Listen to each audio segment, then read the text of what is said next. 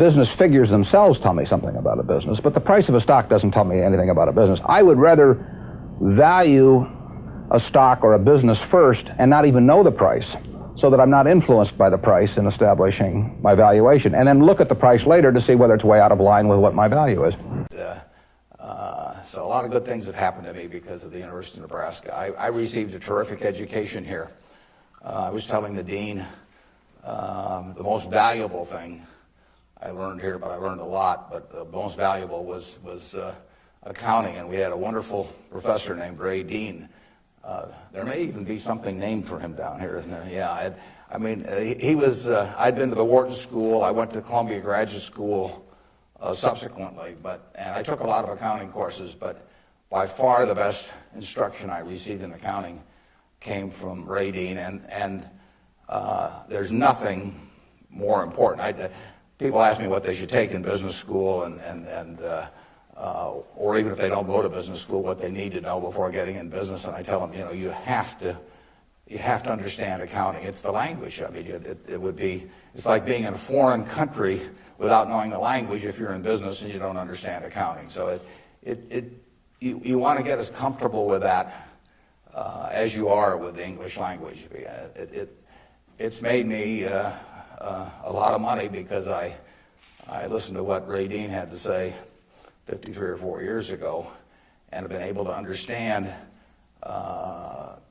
what I was seeing on pieces of paper, what that told me about businesses, and the limitations of what it told me about businesses. I mean, but that's the way we invest.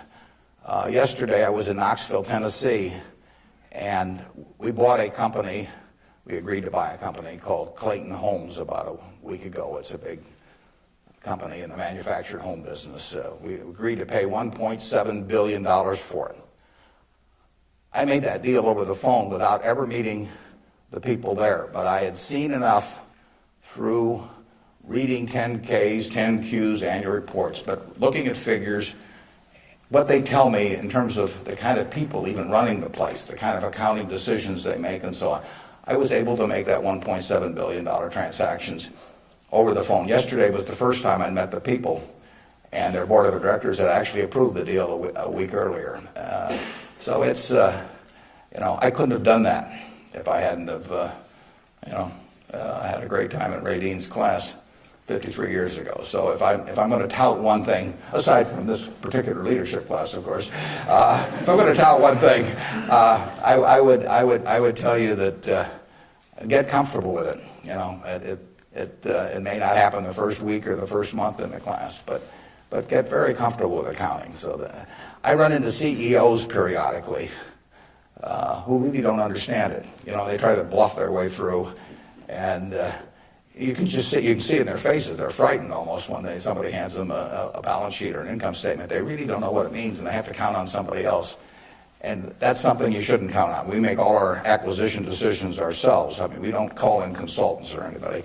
We don't call in investment bankers, much to their disgust. No investment banking fees in the Clayton Homes deal, because it's my responsibility running Berkshire to understand enough about our acquisition decisions to make them based on the numbers that I see and what I see there. The most important thing is to be able to define which ones you can come to an intelligent decision on and which ones are beyond your capacity to evaluate. You don't have to be right about thousands and thousands and thousands of companies. You only have to be right about a couple. I'm at and they felt that the beta of the stock told you something about the risk of the stock. It doesn't tell you a damn thing about the risk of the stock, in my view. And sigmas do not tell you about the risk of going broke, in my view, and maybe in their view now too. But I don't like to even use them as an example, because they are. I mean, the same thing in a different way could happen to any of us probably, where we really have a blind spot about something that's crucial because we know a whole lot about something else. It's like Henry Kaufman said the other day. He said the people who are going broke in this situation are just of two types: the ones who knew nothing and the ones that knew everything. And it's sad in a way. I urge you, in anything, we never basically borrow money. I mean, we get float through our insurance business and to do things, but I never borrowed money. I never borrowed money when I had $10,000 basically, because what difference did it make? I was having fun as I went along, and it didn't make any difference whether I had $10,000 or $1 million or $10 million, except if I had a medical emergency or something had come along like that. But I was going to do the same things when I had a lot of money as when I had very little money. If you think about the difference between me and you in terms of how we live, we wear the same clothes basically. SunTrust gives me mine, but you. So we wear the same clothes. We eat. We all have a chance to drink the juice of the gods here. But we all go to McDonald's, or better yet, Dairy Queen, and we live in a house that's warm in winter and cool in summer, and we watch Nebraska, Texas. They have them on a big screen. You see it the same way I see it. We do everything. Our lives aren't that different. You'll get decent medical care if something happens to you, and I'll get decent medical care. The only thing we do is we travel differently. I ride around this little plane, and I love it. And that takes money. But if you leave that aside, we travel differently. But other than travel, I think about it. Think, what can I do that you can't do? Now, I get to work in a job that I love, but I've always worked in a job I love. I loved it when I loved it just as much when it was a big deal if I made $1,000. And I urge you to work in jobs you love. I mean, I think you're out of your mind if you keep taking jobs that you don't like because you think it'll look good on your resume. I was with a fellow at Harvard the other day who was taking me over to talk, and he was 28, and he was telling me what he'd done in life, which was terrific. And then I said, "What are you going to do next?" And he said, after I get out my MBA, he says, "I think maybe I ought to go to work for a management consulting firm because it'll look good on my resume." And I said, "Wait a second, you've been 28, you've been doing all these things. I mean, you've got a resume that's 10 times as good as anybody I've ever seen it already." I said, "If you take another job you don't like I said, isn't that a little like saving up sex for your old age? There comes a time when you ought to just start doing what, So, I think I got the point across to him. But you ought to take a job. When you get out here, take a job you love. Don't take a job that you think is going to look good on your resume. Take a job you love. You may change it later on, but you'll jump out of bed in the morning. I mean, when I got out of Columbia, the first thing I tried to go to work for Graham immediately. I offered to go to work for him for nothing. He said I was overpriced, but I kept pestering him. I went out to Omaha and I sold securities for 3 years, and I kept writing him and giving him ideas and doing all these things. Finally, I went to work for him for a couple of years, and it was a great experience. But I always really worked in a job.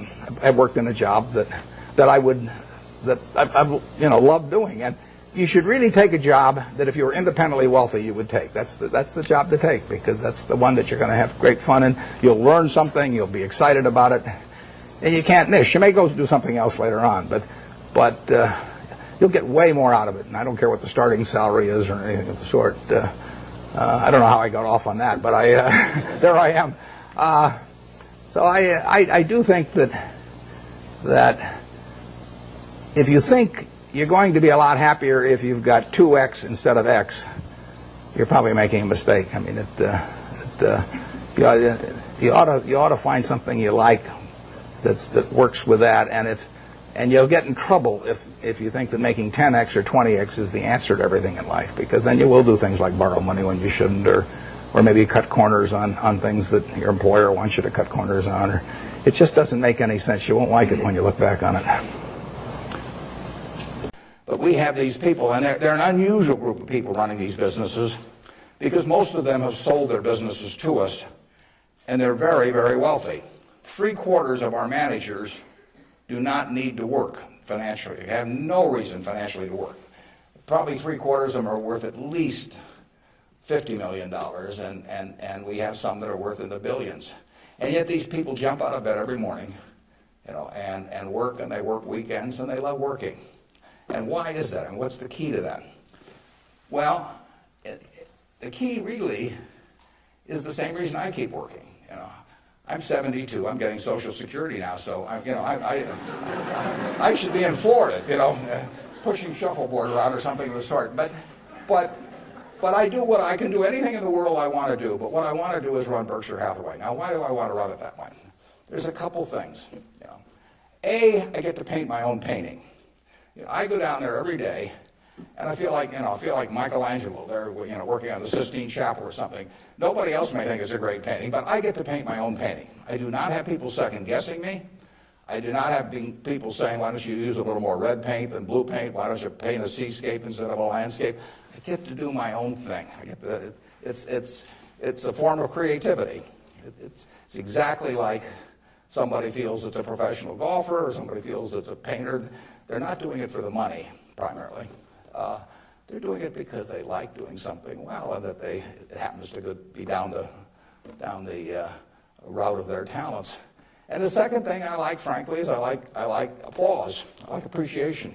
So I like having shareholders who feel good about what I've done. I mean, I have a 96-year-old aunt,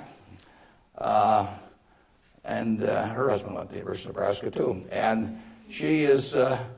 She has all her money in Berkshire Hathaway, and she counts on me.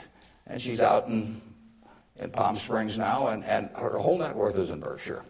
And I've got cousins, and I've got everybody in our family has got all their money in Berkshire. And so those people are counting on me, and that's kind of fun to have something where you can actually deliver for other people and change their lives in positive ways. As a matter of fact, we had a couple that nobody had ever heard of up until a few years ago, the Othmers in New York. They came from Omaha. Don Othmer went to Central High. Mitt Othmer, not sure which high school she went to in Omaha, probably South High. They left $750 million when they died. Nobody had ever heard of them. And I think a substantial portion, went right here to the University of Nebraska.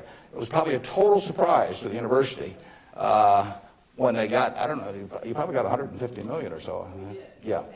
Yeah, well, you should thank the Othmers, but nevertheless, you see the money, you see good things happening out of it. So it's fun. I mean, it's, it beats playing golf every day or something of the sort. So I say, if that's what turns me on, what's going to turn on these managers that are out there running things like Clayton Homes, or we've got a company, Flight Safety, that trains more pilots than anybody in the world. Flight Safety is run by an 85-year-old man, Al Yulshi. Al started the company with $10,000 in 1951. It now trains 4 or 5 times as many pilots, as non-military pilots, as anybody in the world. And he is there at 85, and it's a matter of public record. He's got $1 billion worth of Berkshire shares. He works 7 days a week. He loves it. And he loves it for the same reason that I love what I do. He gets to do it his way.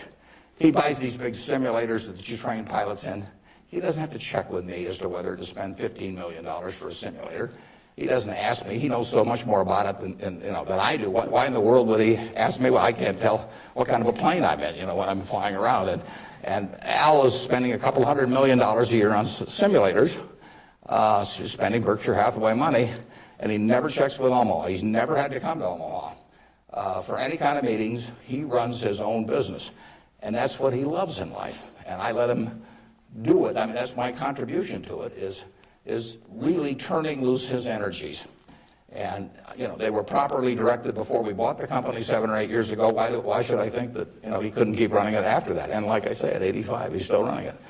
The second thing that our managers like, in addition to this painting their own painting, is they too love applause. I mean, I try to be, I report in my annual report accurately what they have accomplished, but they accomplished a lot.